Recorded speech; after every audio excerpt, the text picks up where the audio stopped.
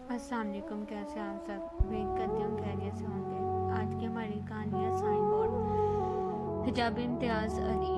शहर शूशू के बाज़ार में नुक्कड़ के पास एक नन्हा सा रेस्टोरेंट था।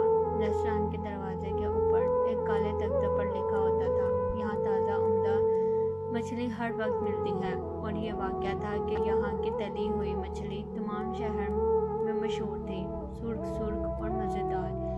और इस पर आलू के कतले पड़े हुए। 3 साल पहले मैं और मेरी चीनी सहेली शीनून मछली खाने के लिए बिला नागा हर शाम वहाँ जाया करती थी।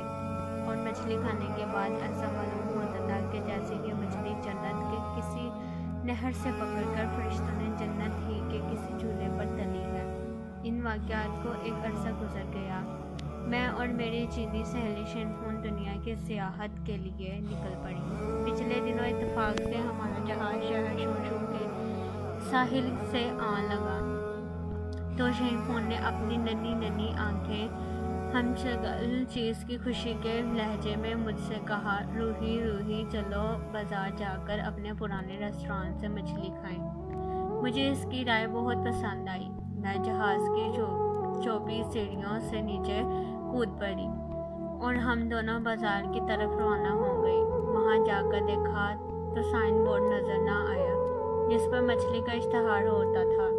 हम मायूस होकर लौटने ही को थे कि शिनफोन ने अपनी नाक फैलाकर पहले तो खुशबू सूंघी, फिर एक दुकान की तरफ इशारा करके कहा, रूही हो न हो मछली की दुकान बस यही है, देखो कैसी लजीज खुशबू आ रही है। मैंने नज़र उठाकर देखा तो दुकान पर एक सादा काला तख्ता लगा हुआ था, मगर इस पर न दुकान का नाम था न मछली का इश्तहार। सिर्फ सादा तख्ता लगा हुआ था, लेकिन मछली की खुशबू सूंघकर इस दुकान में घुसना ही पड़ा। अंदर जाकर देखा तो हमारी आंखें खुली की खुली रह गई। बेसोसों आदमी छोटी छोटी मेज़ों पर बैठे मज़े से तली हुई मछली और आलू के कतले उड़ा रहे थे। सबके मुंह मछली से और आंखें खुशी से लबरेज थीं।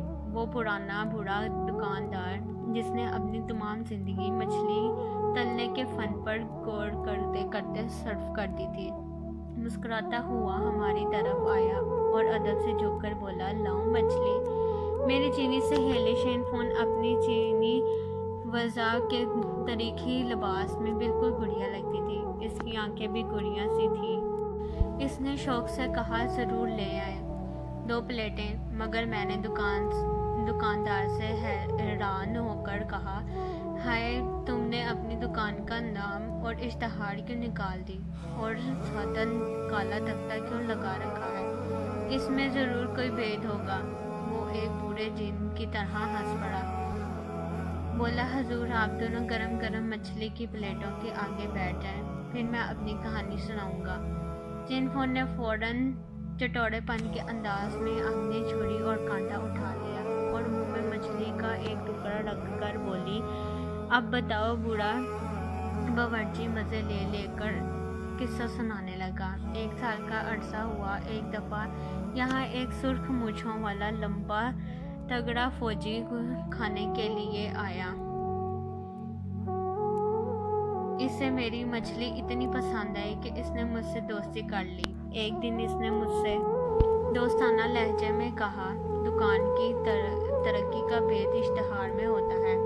मैंने तुम्हारे साइन बोर्ड को बड़े गौर से पढ़ा है। इस पर लिखा है, यहाँ ताज़ा उम्दा मछली हर वक्त मिलती है। मेरा ख्याल कि इस सतर में यहाँ का लफ्ज़ फजूल है, इसे निकाल डालो। ताज़ा उम्दा मछली हर वक्त मिलती है। तीसरे दिन वही फौजी आया और कहने लगा, मैं कल तमाम रात गौर करता रहा, इस सतर में ताज़ा का लफ्ज़ भी फजूल है, इसे भी निकाल दो। चुनांचे तीसरे दिन मैंने ताज़ा का लफ्ज़ भी मिटा दिया और लिख दिया, उम्दा मछली हर वक्त मिलती है।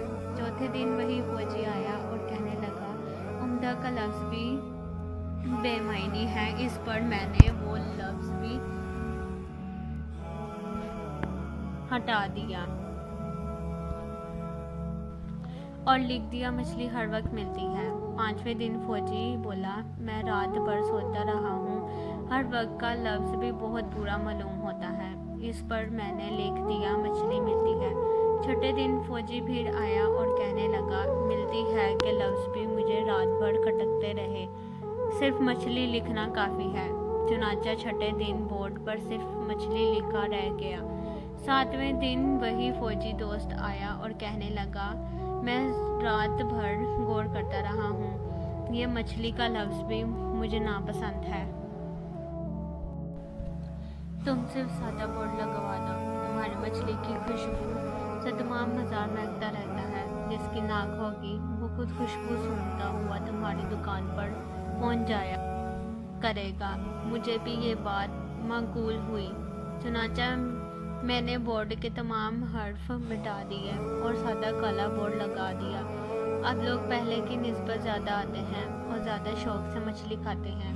میں اور میری سہیلی برے دکاندار کی ذہانت پر زور سے ہنس پڑے اور رومال سے اپنے ہونٹ پونچھتی ہوئی بندرگاہ کو روانہ ہو گئی۔